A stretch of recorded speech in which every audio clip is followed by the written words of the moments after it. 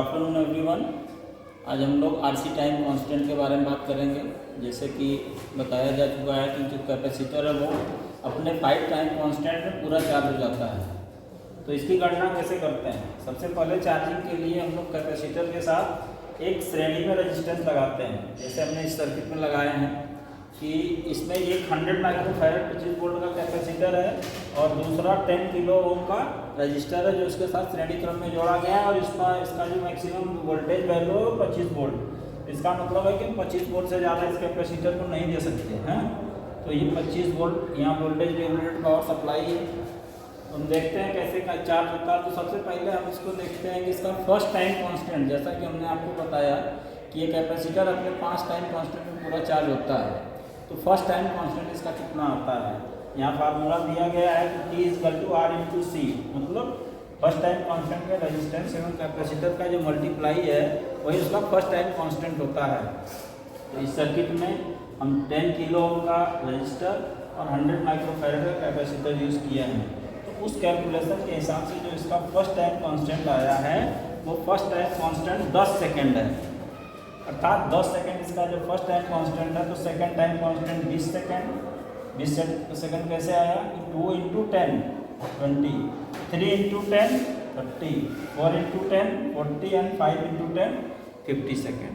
अब मतलब हमारा ये कैपेसिटर 100 माइक्रोफैरड 25 वोल्ट का 50 सेकेंड में अपने कुल वैल्यू को चार्ज हो जाएगा। तो जो चार्ज होता है वो किस प्रकार से होता है? फर्स्ट टाइम कांस्टेंट में कोई भी कैपेसिटर अपने पूरे मान का 63.2% चार्ज होता है।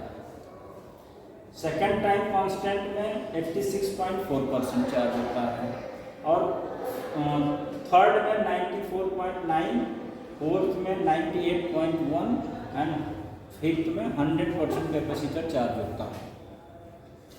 तो इसका जो फर्स्ट टाइम कांस्टेंट है, फर्स्ट टाइम कांस्टेंट 63.2% का मतलब होता है कि 25 वोल्ट का 63.2%।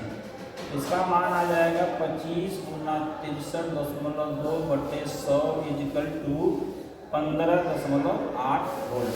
अर्थात फर्स्ट टाइम कांस्टेंट में ये कैपेसिटर 15.8 वोल्ट को चार्ज हो जाता है। सेकेंड टाइम कांस्टेंट में ये 86.4% चार्ज होता है। अर्थात 25 का 86.4%। तो ये हो जाएगा 25 × 86.4/100।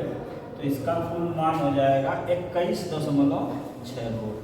सेकेंड टाइम कांस्टेंट में ये कैपेसिटर 21.6 वोल्ट चार्ज होगा। थर्ड टाइम कांस्टेंट में 94.9 मतलब 25 वोल्ट का 94.9% चार्ज होगा। तो इसका कुल मान 23.6 वोल्ट। और फोर्थ टाइम कांस्टेंट में 98.1% को चार्ज होता है। तो इसका कुल मान हो जाएगा 24.4 वोल्ट। और फिफ्थ टाइम कांस्टेंट में वो 100% चार्ज होता है भाई, पर थ्योरेटिकली प्रैक्टिकली ये 100% चार्ज नहीं होता।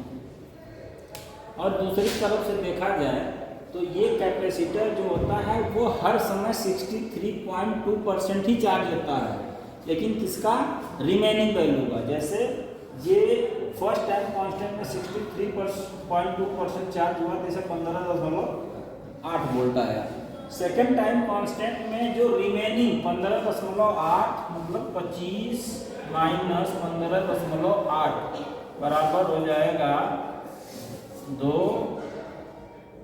9.2 15.8 16 9 25 9.2 वोल्ट।